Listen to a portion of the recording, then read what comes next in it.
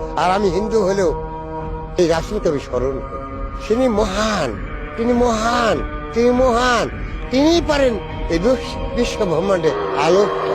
তিনি এক সৃষ্টিকর্তা ছাড়া পৃথিবীতে অদ্বিতীয় সৃষ্টিকর্তা। তিনি রাসূলই সেটা প্রমাণ করে গেছে। রাসূলের বাড়ি আমার, আমি যেন কি বলবো, আমি যদি হিন্দু তবে ইসলাম যেন আমায় পথ দেখিয়েছে। শোনা, ইসলামকে আমি ভালোবাসি, ইসলামকে আমি ভালোবাসি। রাসূলকে পথ দেখা দিয়েছে যেইভাবে।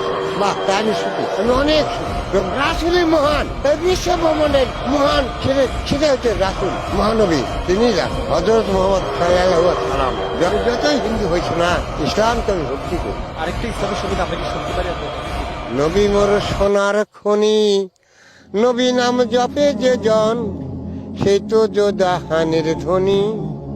নবী মোর পরশমণি, নবী মোর পরশমণি, নবী মোর সোনার খনি, নবী নাম জপে যে জন, সেই তো দোজাহানের ধ্বনি।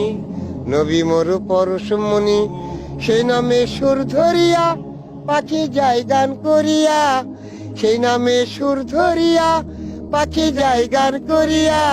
ওই নামে মজনু হইল, ওই নামে মজনু হইল মওলায় আমার তাদের গনি।